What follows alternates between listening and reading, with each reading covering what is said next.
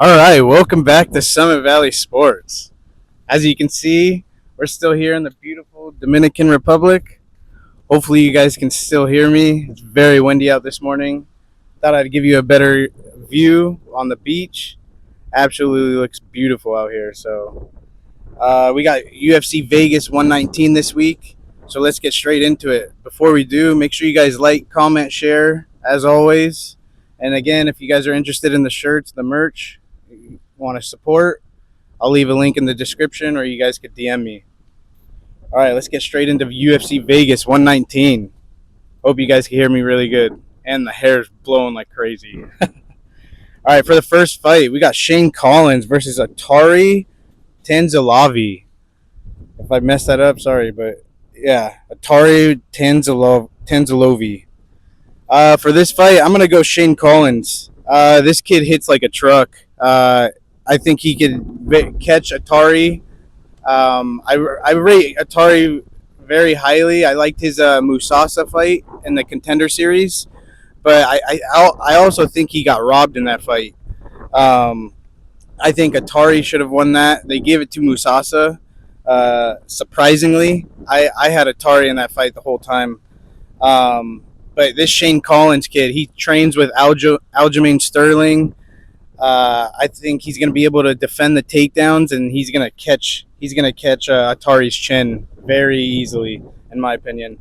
This kid Atari, he trains with Marab, so it's funny enough that Aljo and Marab are best friends, and then their two friends are fighting each other. So I found that really funny.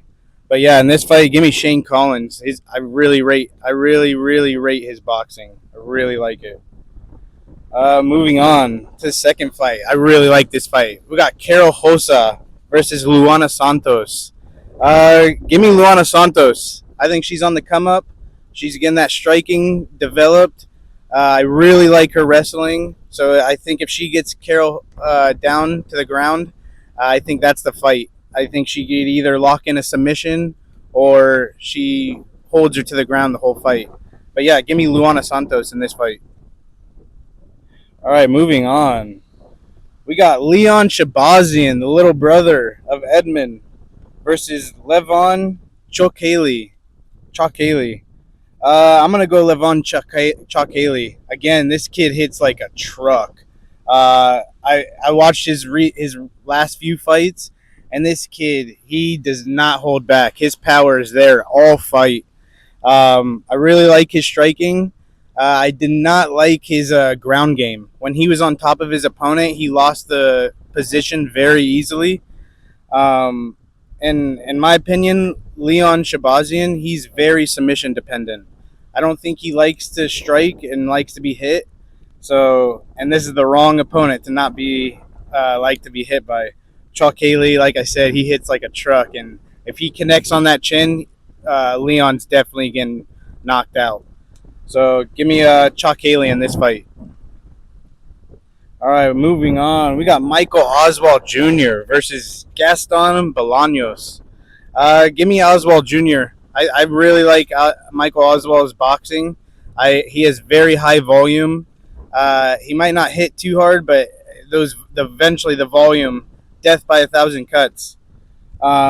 I like Bolaños a little bit. I like his kicking, but he's very low volume and he's not very active. So give me Michael Oswald in this fight. Hope you guys are enjoying the sounds and the view. Very amazing, very amazing. If you guys are able to visit the Dominican Republic, absolutely beautiful, beautiful. All right, moving on. We got Mitch Raposo versus Alan Nascimento. Give me Nascimento in this fight.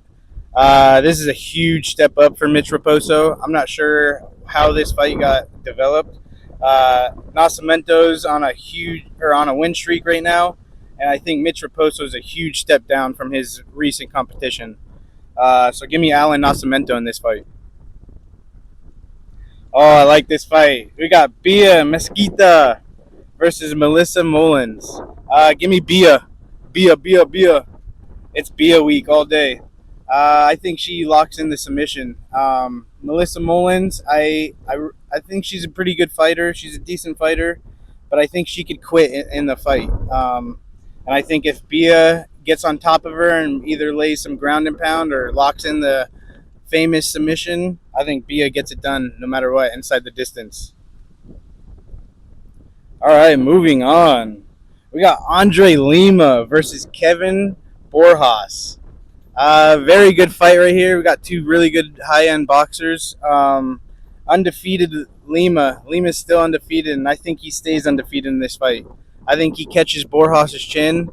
Borjas was just knocked out recently in his last fight and hasn't recovered fully. I think when you get knocked out, you need 6 months. They always say that, and he's coming back really early. I think it's only been 3.5 months, and then now he's fighting Andre Lima. Yeah, I don't think that's a very good decision. Andre Lima hits very hard, has very good boxing, and I love those leg kicks.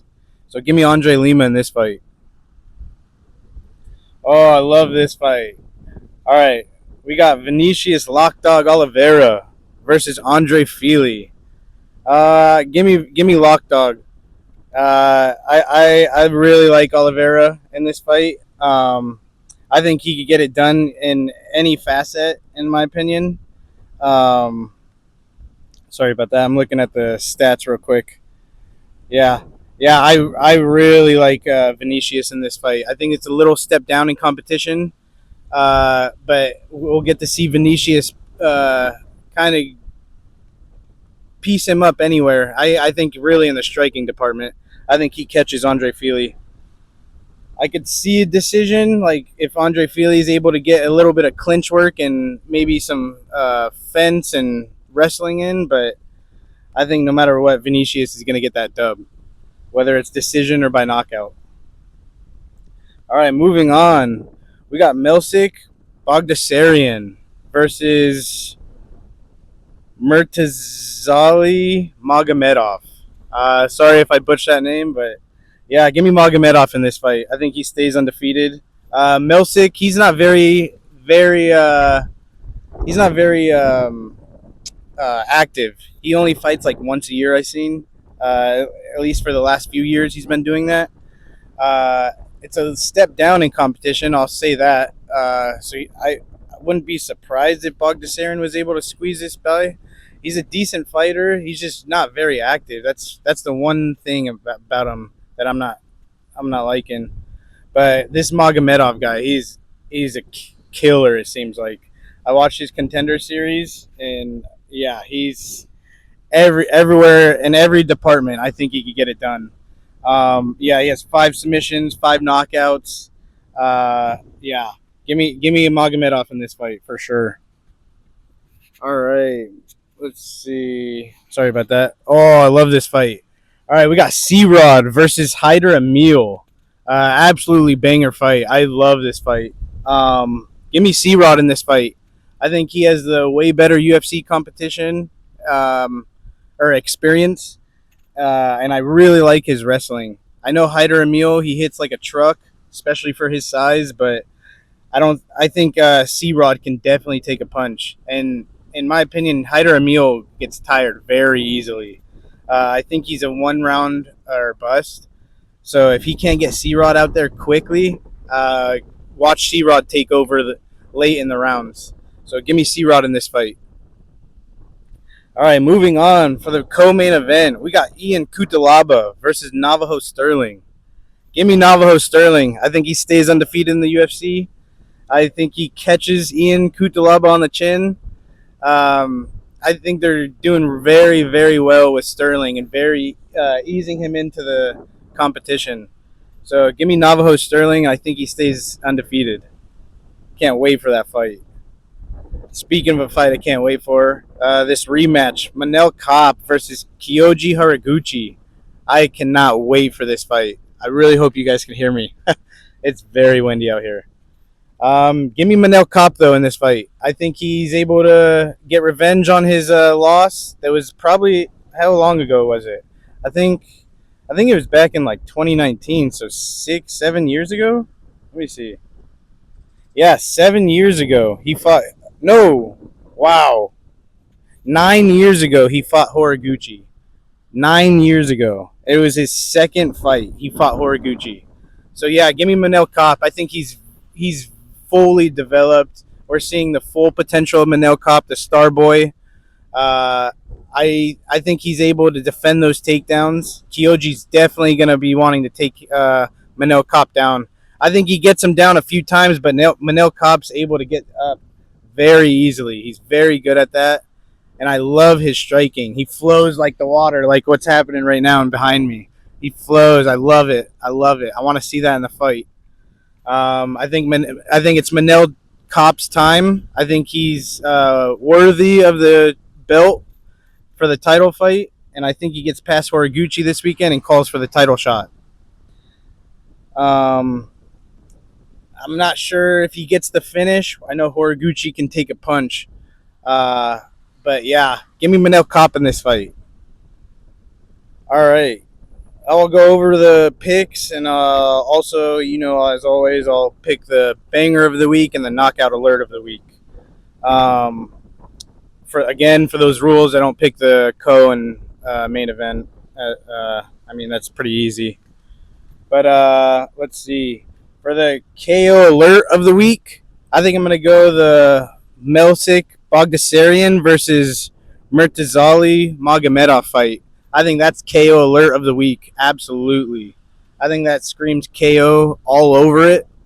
Um, and then for the banger of the week, give me Andre Lima versus Kevin Borjas. I think that's going to be a banger. I know I got Lima dominating in that fight, but I can Borjas has some good boxing, so give me that as the banger of the week. I think they go back and forth for a little bit before Lima catches that chin. But yeah, again, I'll go over the picks real quick before I sign out of here. Again, give me the kid Shane Collins for the first fight, Luana Santos, Levon Chokeli, Michael Oswald Jr., Alan Nascimento, Bia Mesquita, Andre Lima, Vinicius Oliveira, Murtazeli Magomedov. I'm going to get used to saying that name. C-Rod, Navajo Sterling, and Manel Kopp. And again, the knockout alert of the week was the Magomedov versus Bogdasarian fight. And then the banger alert of the week was the Lima versus Borjas fight. That's it for the video. Hope you guys enjoy the fights this weekend. I'll be back in my state here soon. I'm enjoying this beach before I leave, though. I had to soak it in. Beautiful Dominican Republic. Again, thank you guys for the support. And see you guys next video. Peace.